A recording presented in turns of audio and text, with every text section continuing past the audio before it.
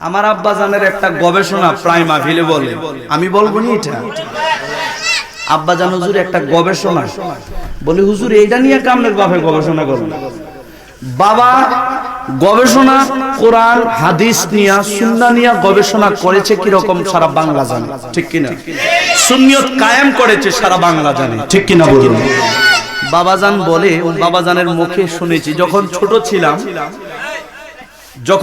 ছিলাম তখন মাহফিলে যাওয়ার তেমন সুযোগ পাই না, কারণ চিটাগং জামে আহমদিয়া সুন্নি আলিয়া ইসলাম ইউনিভার্সিটিতে পড়াশোনা করা অবস্থায় ওখান থেকে আলহামদুলিল্লাহ আপনাদের দোয়ায় আমি ট্রিপল MA কমপ্লিট করেছি। ফিকহ, হাদিস, তাফসীর তিনটা বিষয় নিয়ে কমপ্লিট করেছি আলহামদুলিল্লাহ। তো ওখানে পড়া অবস্থায় বেশি যাইতে পারতাম না। ছুটিতে আসলে বাড়িতে তখন বাবার সাথে যাইতাম। আজ থেকে প্রায় 15 বছর আগে মনে আছে, বাবা একটা ওয়াজ করতো যে বৃষ্টির সিজন। কিসের বৃষ্টি? রিকশা দিয়ে আমি যাইতেছি, যাওয়ার সময় হঠাৎ করে দেখি একটা কুত্তা রাস্তার পাশে কি যেন একটা হুইঙ্গা ল্যাংজাড়ারে ফিরে উড়ে একটা দৌড় দিছে। বাবা চিন্তা করলো, কিরে কুত্তাটা কি রে হেন গেল, আবার ফিরেও গেল কেন, জানার দরকার আছে। বাবা গেল, কাছে গিয়া দেখে গু তরতাজা গু দমা উঠতে আছে, দমা। শীতকাল একটু শীতে, এখনকার সময়টা দেখবেন আগামুতার থেকে দোয়া বাড়ানো কি ফুরান্ডাতে না তরতাজাতে? আরে বাবা রে, তরতাজাতে কি রে তরতাজা গু, অথচ কুত্তার প্রধান খাদ্য হইল গু, ঠিক নেই?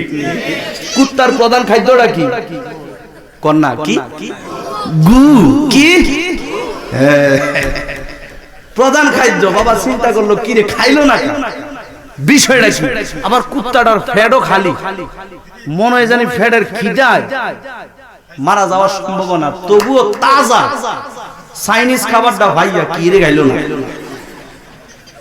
কুত্তার কাছে তো এটা চাইনিজ, আমরার কাছে যেরকম চাইনিজ সবচেয়ে দামি, কুত্তার কাছে এত বালাখানা আর আসেনি। বাবা কি রে চাইনিজটা খাইলো না, কুত্তাটা গেল গা, কারণ নাকি?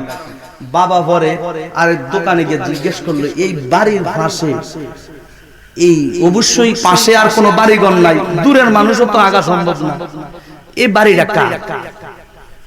কয় ওহাবি অমুক মৌলানা। তখন বুঝছে, হারে এই ওহাবি ফাইখানা তো নাই, টিনের ঘর, কোন রকমে আইয়া কামড়া সেরা লাইছে।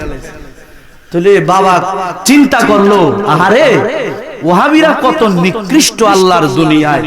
গু কুত্তার প্রধান খাদ্য, ফ্যাডের বহে মরে যায়, কুত্তাই কয় ফ্যাডের বহে মরতে রাজি আছি, তবু ওহাবির গু খাইতাম না। ঠিক নি বাবা? জোরে কোন ঠিক কি না?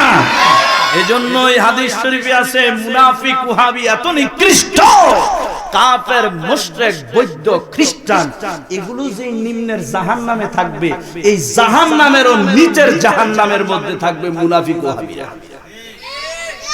ঠিক কি না বলুন? জবান খুলে কোন ঠিক কি না? তো বাবা কি বলতেছিলাম?